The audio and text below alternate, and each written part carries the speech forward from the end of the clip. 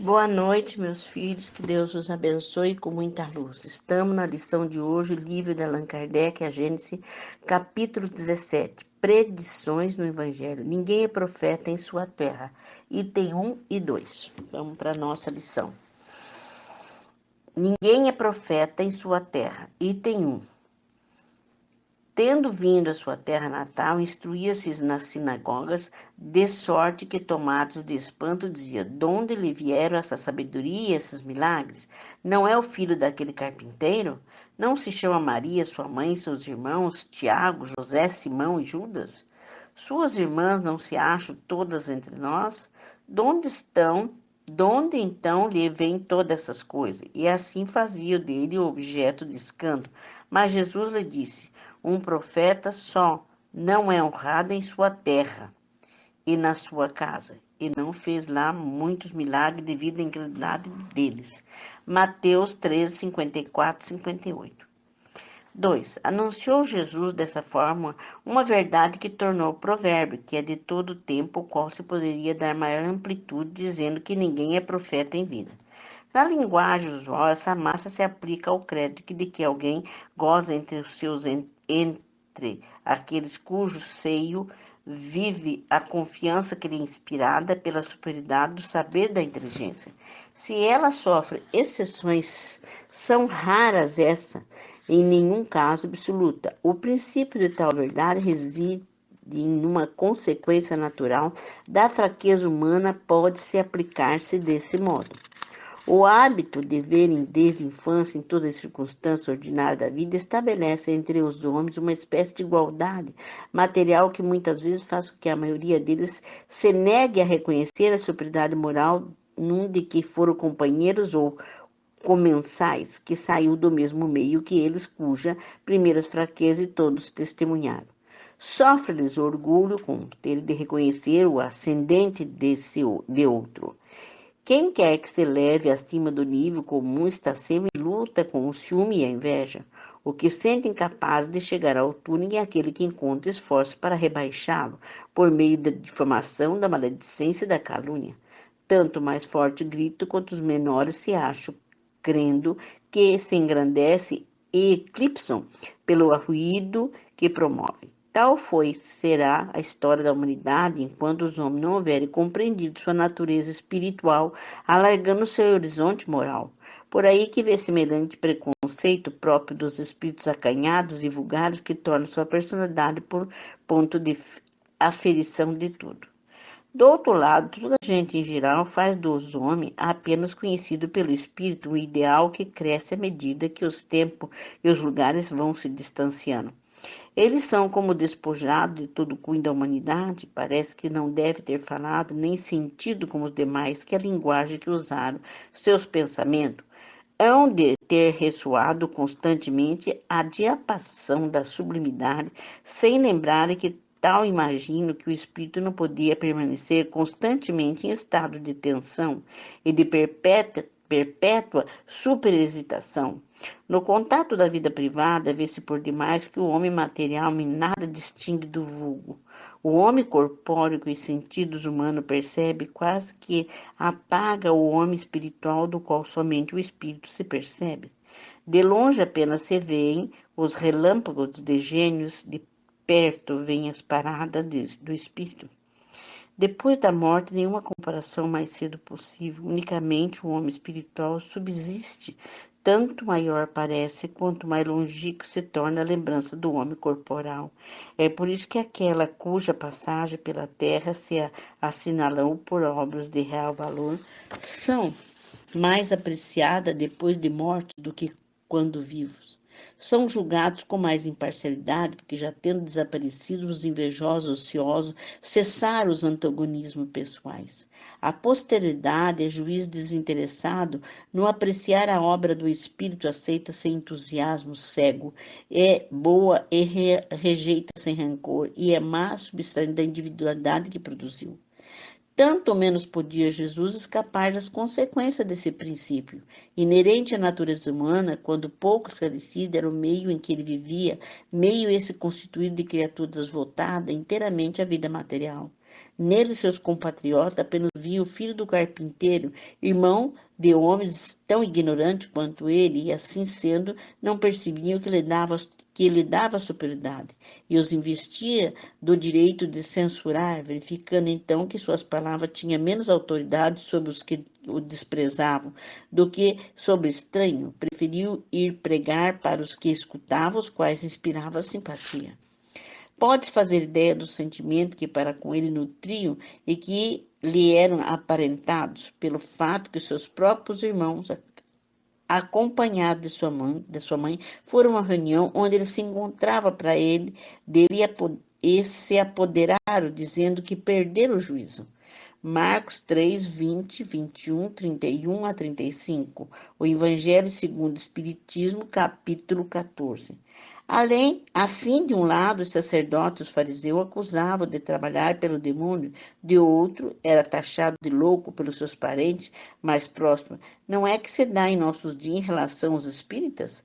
E deverão esses queixar-se de que seus concidadãos não tratem melhor do que os de Jesus tratavam? O que há de estranhável é que no século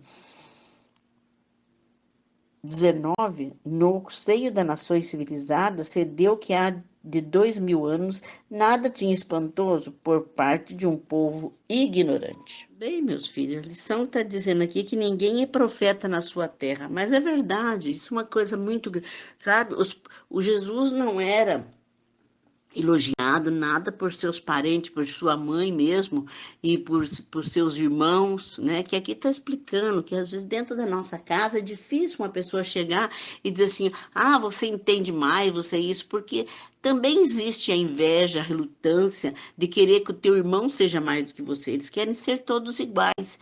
E assim, infelizmente, a humanidade, né? Você pode ver que o outro é superior a você, mas você não diz para ele. Você não diz, você fica quieto, você aguenta a superioridade e fica quieto porque você não quer dar o braço a torcer, diz que aquela criatura que conhece mais do que você. E é verdade isso, ninguém é profeta na sua terra nem na sua casa. Você só é profeta e só ouve a tua palavra de fora. Eu também posso falar isso, que eu faço tanto tempo a parte espiritual, mas se eu for depender da minha família para ela me elogiar, não vai nem, não tem isso.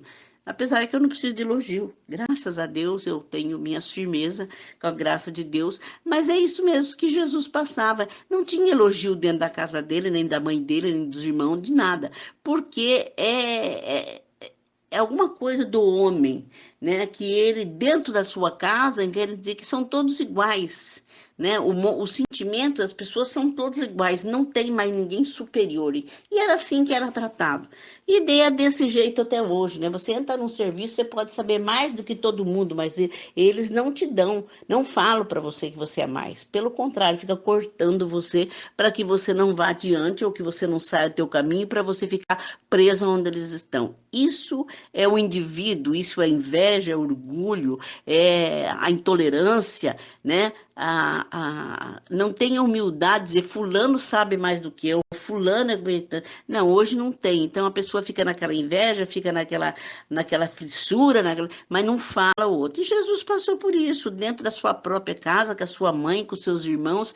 Então ele fazia as palestras deles e fazia coisa fora, para aqueles que não ia, como é que se diz, tirar o equilíbrio dele, né? Porque ele falava, ele não estava falando, não estava sendo julgado por ninguém, né? Ele falava da sua sabedoria, mas os seus irmãos mesmo achavam ele de louco, né? Que ele era louco, os outros que não entendiam falavam que ele falava com os demônios, e assim, e na verdade aqui está falando que até hoje é assim mesmo. Você fala alguma coisa da espiritualidade, o povo te chama de doido, fanático, louco, macumbeiro, certo? Não se dá conta que a parte espiritual é a parte que está em nós. Nós todos somos espíritos. Não tem como negar isso. Isso não tem como negar, certo? Mas o povo faz questão de viver com venda nos olhos, né? Por ignorância, aqui termina falando sobre ignorância, por ignorância, porque não poder falar que o outro está certo, que a minha religião está... Não, mas apesar que Deus não quer isso, Deus quer nós todos no mesmo lugar, na mesma dimensão, com o mesmo amor, sem ter diferença nem coisa, que Deus nem pôs religião no mundo. Deus só falou, amai-vos uns aos outros, como a ti mesmo, né? Fazei a caridade, sede benevolente, né? Não julgue ninguém, certo? É isso que Jesus quer de nós. Ele não falou para você, não veio falar para mim, você seja espírita, você seja católico, você seja isso. Ele só falou para a gente amar ele acima de qualquer coisa. E é o que a gente faz, né? Nós temos os nossos mentores, nossos guias espirituais que nós temos na espiritualidade, mas Jesus está acima de tudo, né? Acima de tudo está Jesus, nosso Pai Celestial, ele está acima de tudo e de todos, certo? Nós temos aqui aqueles que vêm, os representantes que chegam até de Jesus, que nós trabalhamos juntos em equipe, fazendo coisa, porque são os filhos que foram encarnados neste mundo, né? Então fica mais fácil nessa equipe de trabalho, não? Então nós estamos na mesma dimensão, podemos nos comunicar, porque ainda não temos a divindade, ainda não estamos perfeitos para estar na divindade. Mas, como termina nessa lição no final, ainda passamos pelo crivo da ignorância. Não vai chegar uma hora que todo mundo vai estudar e vai entender espiritualidade e vai entender com alegria, com paz, com luz, com evolução, né? Não essa espiritualidade que o povo cuida do materialismo e fazer as coisas para os outros. Isso não é espiritualidade, né? Isso é o materialismo sendo procurado e as pessoas dando nome, coisas erradas e trabalhando com os espíritos inferiores para que coisas... Não, que nós temos que trabalhar, sim, com os espíritos para ajudar esses espíritos, para que eles evoluam, para que eles também tenham evolução necessária, porque somos todos filhos de Deus. Essa é a grande verdade. Que Deus os abençoe com muita luz. Neste momento, eu peço a Jesus que fluidifique as vossas águas, colocando o remédio necessário, a vacina necessária, os anticorpos necessários, para que vocês sejam imunizados, blindados em nome de Deus, para que esse vírus não os ataque, nem a vocês, nem seus familiares.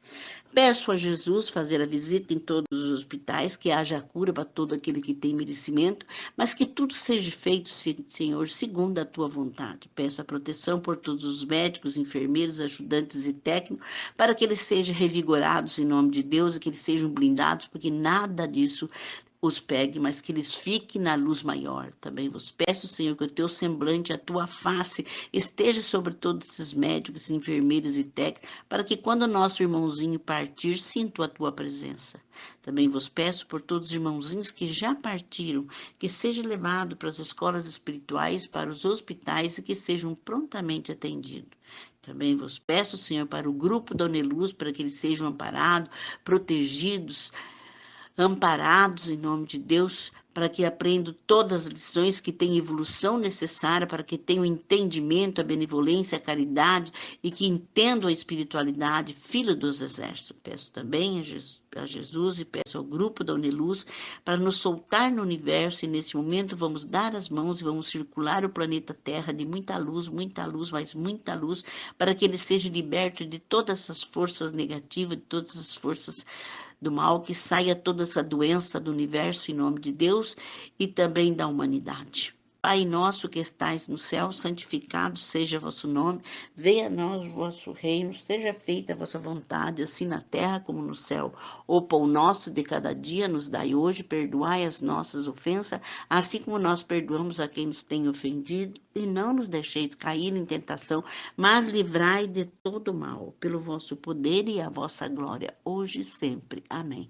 Também vos peço em particular, Senhor, para onde está havendo esta guerra, em nome de Deus, que haja a pacificação, em nome de Deus, que haja paz, que haja luz, que as pessoas sejam benevolentes, que as pessoas voltem a se amar, em nome de Deus, para que o teu amor e a tua misericórdia envolva todo esse país, para que seja dissipado toda essa guerra e se torne uma grande luz. Que Deus os abençoe em nome de Jesus. Amém.